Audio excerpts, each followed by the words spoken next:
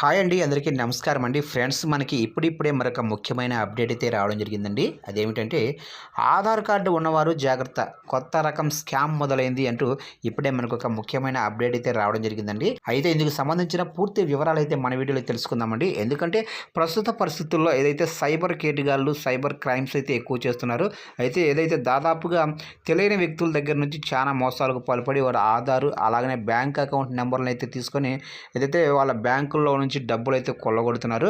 అలాంటి భారీ మోసం అయితే ఒకసారి అయితే జరిగిందండి. అయితే దీనికి సంబంధించిన పూర్తి వివరాలు చూసినట్లయితే మీకైతే ఒక అవగాహన ఉంటుంది. మీరైతే పూర్తిగా చూడండి వీడియో మాత్రం ఎక్కడ స్కిప్ చేయకుండా చూసినట్లయితే అప్పుడే మనకి పూర్తి సమాచారం అయితే తెలుస్తుంది. ఇక లేట్ చేయకుండా వివరాల్లోకి వెళ్ళిపోదాము. ఇక భారతదేశంలో ప్రస్తుతం వివిధ రకాల ఆన్లైన్ స్కాములు నివ్వెరపోయేలా చేస్తున్నాయి. రోజు వేలాది మంది వ్యక్తులు లక్షల కోట్ల రూపాయల డబ్బులను కోల్పోతున్నారు.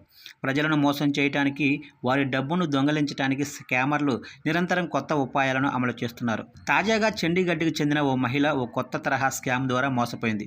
క్రైమ్ బ్రాంచ్ ఆఫీసర్లుగా పరిచయం చేసుకున్న మోసగాళ్ల చేతిలో 80 లక్షలు కోల్పోయింది. ముఖ్యంగా ఆధార్, సిమ్ కార్డు లింకు లేదని బాధితురాలని బెదిరించి మోసానికి పాల్పడ్డారు.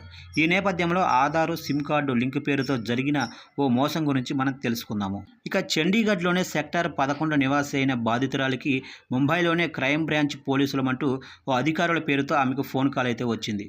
తన ఆధార్ కార్డుకు లింక్ అయిన సిమ్ కార్డును అక్రమంగా మనీ లాండరింగ్ కార్యకలాపాలకు ఉపయోగిస్తున్నట్లు చెప్పాడు బాధితురాలికి. ఇక ఆమెపై 24 మనీ లాండరింగ్ ఫిర్యాదులు ఉన్నాయని తెలియజేశాడు. అందువల్ల అరెస్టు తప్పదని హెచ్చరించాడు. ఇక భయాందోళనకు గురైన మహిళ కేసుల నుంచి బయటకు వచ్చేలా చూడాలని రిక్వెస్ట్ చేసింది. ఇక విచారణలో భాగంగా ఆమె నిర్దోషి అని తేలితే డబ్బు తిరిగి ఇస్తానని హామీ ఇచ్చి నిర్దేశిత బ్యాంకు ఖాతాలో 80 లక్షలు డిపాజిట్ చేయాలని కాల్ చేసిన వ్యక్తి డిమాండ్ చేశాడు.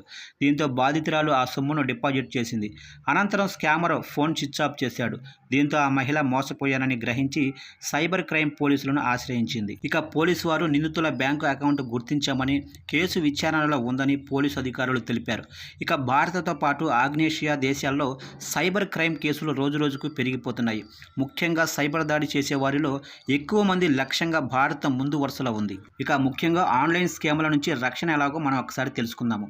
ఇక కాలర్ గుర్తింపును ఎల్లప్పుడూ ధృవీకరించుకోవాలి. నిజమైన అధికారులు ఫోన్లో వ్యక్తిగత వివరాలు లేదా డబ్బు అడగరనే విషయాన్ని గమనించాలి. ముఖ్యంగా మనకు కాల్ చేసిన వ్యక్తి ఏ పేరుతో సొమ్ము అడుగుతున్నాడో సంబంధిత ఆఫీస్కి వెళ్ళి వ్యక్తిగతంగా ధృవీకరించుకోవాలి. ఇక ఆధార్ నెంబర్లు, బ్యాంకు వివరాలు లేదా ఓటీపీల వంటి సున్నితమైన వ్యక్తిగత సమాచారాన్ని ఫోన్లో ఎప్పుడూ షేర్ చేయవద్దు. చట్టబద్ధమైన సంస్థలు ఈ పద్ధతిలో అలాంటి సమాచారాన్ని అభ్యర్థించవు. ముఖ్యంగా మీరు కాలర్ చెప్పిన పని చేయకపోతే చట్టపరమైన ఇబ్బందులు వస్తాయని భయపెడితే అస్సలు ఆ పని చేయవద్దు. ఎలాంటి చర్యకైనా నిర్దిష్ట ప్రొసీజర్ ఉంటుందని గమనించాలి. ఇక మీకు అనుమానాస్పద కాలు వస్తే ఏదైనా చర్య తీసుకునే ముందు కుటుంబ సభ్యులు, స్నేహితులు లేదా విశ్వసనీయ మూలాధారాలను సంప్రదించాలి. రెండో అభిప్రాయం తరచుగా తొందరపాటు నిర్ణయాన్ని నిరోధించవచ్చు. ఏవైనా అనుమానాస్పద కాల్స్ లేదా మెసేజ్లు వస్తే వెంటనే పోలీసులకు, మీ సర్వీసు ప్రొవైడర్లకు రిపోర్టు చేయాలి. ముందస్తు రిపోర్టింగు తదుపరి స్కామ్లను నిరోధించడంలో సహాయపడుతుంది.